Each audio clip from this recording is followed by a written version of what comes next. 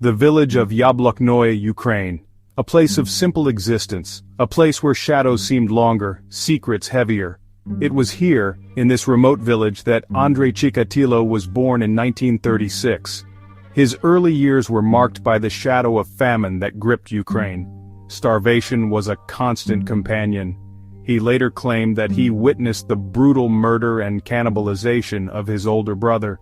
The truth remained shrouded in the fog of time and the distortions of a troubled mind.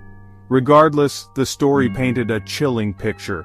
It hinted at the darkness that would eventually consume him.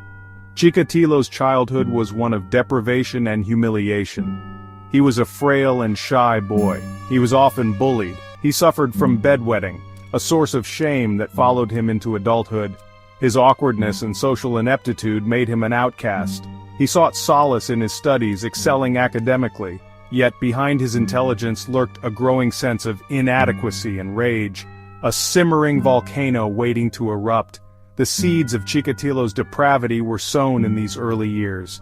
The trauma of famine, the alleged cannibalism, the relentless bullying, they all left an indelible mark. They warped his psyche, nurturing his darkest impulses. As he grew older, these impulses would fester and grow, twisting him into something monstrous. He became a predator in the making, a ticking time bomb waiting to explode. Leaving the confines of Yabloknoye, Chikatilo moved to Rostov-on-Don. He sought a fresh start, a chance to escape the shadows of his past. He pursued a career in teaching, drawn to the power dynamics of the classroom. He reveled in the authority he wielded over his students. But his tenure as an educator was marred by disturbing incidents.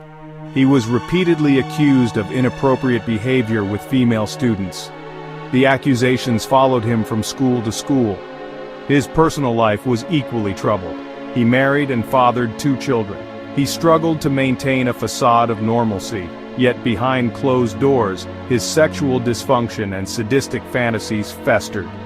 He was incapable of achieving sexual satisfaction through traditional means. His frustrations grew, fueling his dark desires. The line between fantasy and reality blurred. His inability to control his urges intensified. He sought release in voyeurism, stalking women and exposing himself. Each transgression fueled his desires, pushing him further down a path of no return. His outwardly ordinary life became a cruel parody. He was a wolf in sheep's clothing, hiding his true nature from the world. The monster within, however, was breaking free. December 1978. A cold wind whipped through the city of Rostov-on-Don as darkness descended. 9-year-old Yelena Zakotnova wandered innocently near a bus stop. She was an easy target, her innocence a beacon to Chikatilo's twisted desires. He lured her away with promises of treats, his heart pounding with a mixture of fear and anticipation. He led her to a secluded shack, a place where he felt safe to unleash his dark fantasies. What happened next would forever stain the shack with the blood of innocence. Chikatilo's attempts to assault the young girl were met with resistance. His fury erupted, transforming him from a nervous predator into a raging monster. He choked the life out of Yelena, his hands stained with her blood. The act of murder, the raw power it gave him, ignited a fire within him. It was a fire that would consume countless more lives. He disposed of her body in a nearby river, the icy water swallowing her innocence. The act left him both exhilarated and terrified. The guilt was fleeting, quickly replaced by a chilling realization: he had enjoyed it. He had found a way to satisfy his urges, a way to exert ultimate control. He had crossed a line and there was no turning back. He was now a killer, bound to kill again.